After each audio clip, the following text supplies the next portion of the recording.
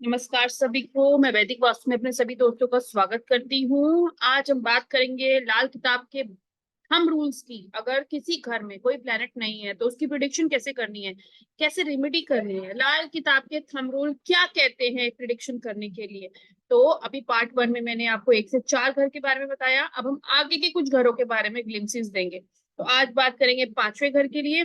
जब आप देखो 5वें घर में कोई प्लेनेट नहीं है या 5वें घर में बेनेफिक या मेलेफिक प्लेनेट है, आज उस बारे में बात करेंगे। अगर 5वें घर में जो थंब रूल कहता है कि जुपिटर, राहु, केतु और सन का अस्तित्व माना गया है रूल के हिसाब से, अगर ये बैठे हैं, इनमें से कोई बैठा है, इनमें से किसी की दृष्टि एक दूसरे के ऊपर पड़ रही है, ये अच्छे घरों में बैठे हैं, अपने दोस्तों के साथ बैठे हैं, तो 5वां घर बहुत अच्छा होगा।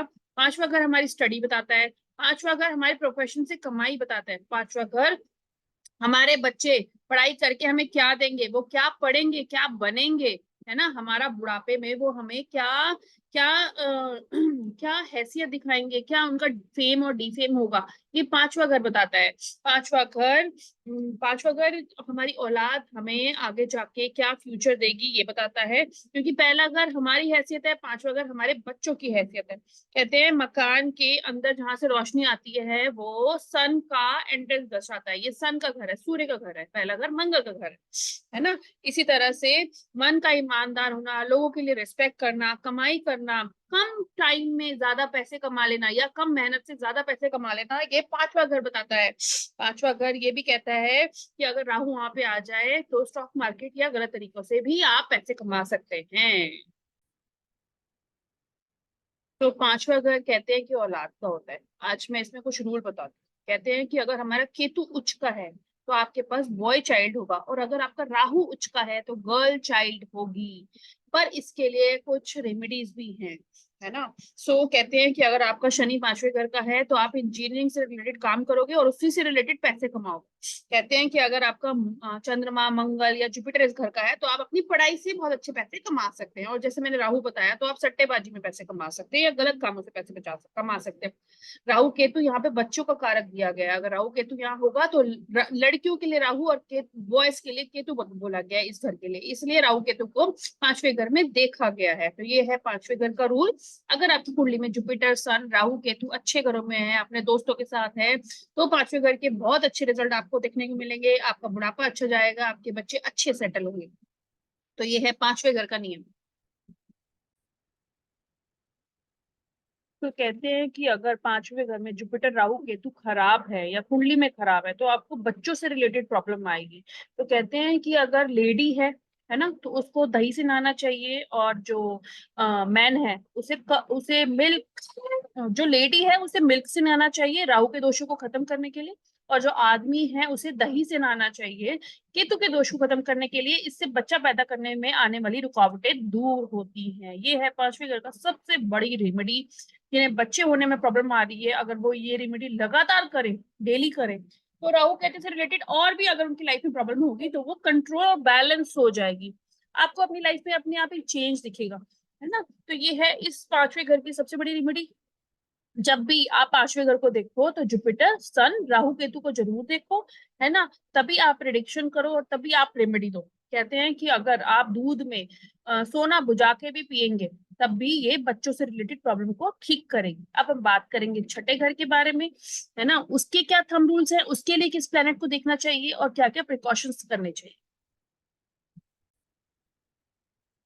अब बात करते हैं छठे घर के लिए। छठे घर के लिए हमें मरकरी, केतु और वीनस को देखना चाहिए, है ना, कि हमारे छठे घर से रिलेटेड हम क्या प्रिडिक्शन कर सकते हैं। अगर ये तीनों हमारी कुंडली में अच्छे घरों में बैठे हैं, फ्रेंड्स के साथ बैठे हैं, है ना, अच्छे कंजंक्शन में बैठे हैं, तो कहते हैं कि छठा घर आपका बहुत अच्छा होगा। छठा घर हमारी बॉडी के डाइजेशन लेवल को दिखाता है, किडनी को दिखाता है। छठा घर कहते हैं कि अगर ये मरकरी, वीनस और केतु हमारी कुंडली में अच्छे हैं तो आप अपनी फैमिली लाइफ बहुत अच्छे बिताओगे और उसकी रिस्पॉन्सिबिलिटी प्रॉपर करोगे, और उसकी लाइफ भी आपकी साधु की जैसी होगी, मतलब अच्छे नेक बंदे होंगे। इसके बाद कहते हैं कि दूसरा घर अगर हमारा ससुराल है तो छठा घर हमारे बच्चों का ससुराल है। कहते हैं कि अगर छठे घर में मरकरी आ जाए तो अपने बच्चे की शादी नॉर्थ में मत करो, स्पेशली लड़की की शादी। फिर वो कहते हैं कि अगर एनिमी प्लेनेट आ जाए वहां पे, अगर छठे घर में एनिमी प्लेनेट ना हो, मंगल, केतु या वीनस का, तो मामा का घर भी अच्छा और बड़ा और रिच होगा मामा। कहते हैं अगर कमर और थाई से रिलेटेड प्रॉब्लम है तो छठे घर को देखना चाहिए। कहते हैं आपके बुढ़ापे की तरफ बढ़ने का जो स्टार्ट होता है वो भी छठा घर बताता है। कहते हैं कि आपकी अक्कल कैसी होगी। कहते हैं अगर दांत हमारे वीनस के हैं तो जो जो हमारी दाढ़ें हैं वो हमारी, दांत हमारे मरकरी के हैं तो जो हमारी दाढ़ें हैं वो हमारी वीनस की हैं। कहते हैं बिजनेस और साहूकारी छठा घर बताता है। कहते हैं कि गलत तरीकों से कमाई, 2 नंबर की कमाई छठा घर बताता है ना। और कहते हैं कि दूरंदेशी, कहते हैं ना अगर कोई बंदा किसी को मिलता है और बोल देता है नहीं ये इससे साथ काम मत करो, वो दूरंदेशी आपको छठा कर देता है। और अच्छी कमाई वो हमें दूसरे घर से देखने को मिलती है। वीनस और केतु यहाँ नीच के होते हैं, मरकरी बहुत अच्छा होता है, राहु भी उच्च का होता है छठे घर में, है ना। इसके बाद नाना की फैमिली छठे घर से दिखाते हैं। कहते हैं कि तो ये थी छठे घर की कुछ ग्लिम्सिस, जो हम जब किसी की प्रिडिक्शन करें, जब किसी का टेवा देखें, तो इन 3 प्लैनेट्स को देखिए छठे घर के लिए। कहते हैं कि जब सन, मंगल और जुपिटर और शनि यहाँ राशिफल के होते हैं, और मरकरी और केतु यहाँ ग्रहफल के होते हैं, और राहु भी उच्च का होता है। तो ये थी कुछ ग्लिम्सिस अब छठे घर के बारे में। अब हम 7वें घर के बारे में बात करेंगे। अब हम 7वें घर की बात करते हैं। 7वां घर मरकरी और वीनस को, लाल किताब का थंब रूल बताता है कि अगर मरकरी और वीनस 7वें घर को रूल कर रहे हैं, या आपकी कुंडली में कहीं भी अच्छे भावों में अपने दोस्तों के घरों में बैठे हैं, तो बहुत अच्छे रिजल्ट देंगे। 7वां घर कहता है कि जो आपने अपने बिजनेस छठे घर से कमाया, वो 7वें घर में सेविंग होके जमा हो जाना 7वां घर बताता है। जैसे दूसरे घर से हमारी कमाई, तीसरे घर से नुकसान, अप एंड डाउन, चोरी, ठीक है, चौथे घर से लिक्विड कैश, और छठे घर से हमारा बिजनेस या जॉब, और 7वां घर हमारा उनसे कमाया हुआ पैसा, जमा पैसा। ये 7वां घर बताता है ना। इसी तरह कहते हैं कि जो हमारे बड़े हमें जो पैसे देंगे या हमें लिक्विड कैश देंगे, वो 9वां घर बताता है। 9वें घर से 7वां घर हमारी लाभ स्थान बताता है। तो ये भी हमें 7वें घर से देखने को मिलती है। कहते हैं कि बेटी, पोती और बहन 7वां घर दिखाता है, उनके रिलेशन दिखाता है। कहते हैं कि जो हमारा बचा हुआ पैसा वो 7वां घर बताता है। कहते हैं कि बुजुर्गों का धन, है ना, वो हम 7वें घर से देखते हैं। और क्योंकि 7वां घर 9वां का लाभ स्थान होता है, 9वें से 11वां हो गया इसलिए, है ना। वाइफ को दिखाता है। कहते हैं कि मरकरी और वीनस अगर आपके चार्ट में खराब है तो स्किन रिलेटेड इशू दिखाता है। वाइफ का ब्रेस्ट दिखाता है 7वां घर। तो जैसे हम 7वें घर के बारे में बात कर रहे थे, है ना, 7वां घर मरकरी और वीनस को दिखाता है। अगर ये दोनों, अगर आपके 7वें घर में कोई प्लेनेट नहीं है ना, तो आप मरकरी और वीनस की पोजीशन देखो। ठीक है, अगर आपके 7वें घर में ये दोनों हैं, तब आप देख सकते हैं कि ये बहुत अच्छे हैं वहां पे।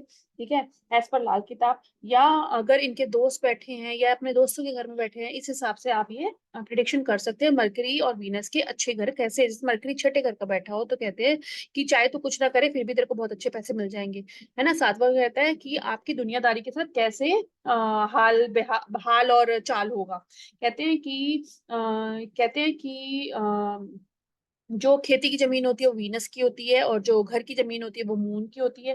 कहते हैं कि अगर किसी लेडी के मैलेफिक प्लैनेट्स 7वें घर में आते हैं तो उसको ब्रेस्ट रिलेटेड इशू देखने को मिलते हैं। जिस तरह से केतु 4 में आएगा तो उस पर्सन को बच्चे को फीड करने में प्रॉब्लम आएगी, उसके निपल्स में प्रॉब्लम आएगी, या उसके बच्चे को दूध पीने में डाइजेशन प्रॉब्लम आएगी, है ना। इसी तरह से बोलते हैं कि जमीन का खरीदना और बेचना भी 7वें घर से देखा जाता है। यहाँ पे शनि उच्च का होता है और सन नीच का होता है, और जुपिटर और राहु की वजह से भी फैमिली प्रॉब्लम देखने को मिलती है। ये यहाँ पे साउथ वेस्ट वास्तु के हिसाब से साउथ वेस्ट डायरेक्शन को दिखाता है। यम का कोण है यहाँ पे। यहाँ पे कहते हैं कि नकद पैसा दिखाता है। कहते हैं कि बहुत सारे लोग कहते हैं कि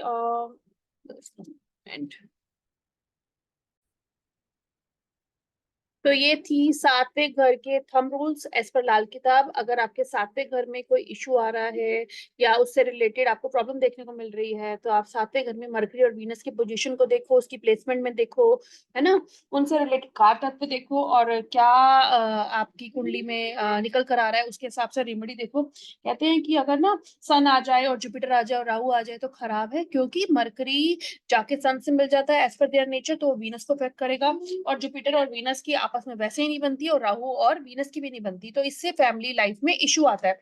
अब बहुत सारे लोग बोलते हैं कि ना जब वीनस और मरकरी हाँ आठवें घर में हो तो फैमिली इशू इसलिए नहीं होता कि ये दोनों मिलके मिशनोई सन बनाते हैं, और सन जब आठवें घर का होता है तो फैमिली से रिलेटेड काफी प्रॉब्लम्स को ठीक कर देता है। इसके साथ ही लोग बोलते हैं कि किसी किसी का मंगल और वीनस भी आठवें घर का है, तो इस केस में अगर आपको फैमिली से रिलेटेड प्रॉब्लम है तो आप अपनी मरकरी को चेक करो अपनी कुंडली में, है ना। तो ये थी कुछ ग्लिम्पसेस हमारे लाल किताब के हिसाब से, है ना। और कहते हैं कि जब जुपिटर और सन सातवें घर में आता है तब फैमिली लाइफ से रिलेटेड इशू इसलिए नहीं होते क्योंकि जुपिटर और सन मिलके मिशनोई मून बनाते हैं, और मून अगर सातवें घर में आ जाए तो वो फैमिली से रिलेटेड इशू को खत्म और कंट्रोल करता है। तो ये है लाल किताब के फैंटास्टिक रूल्स।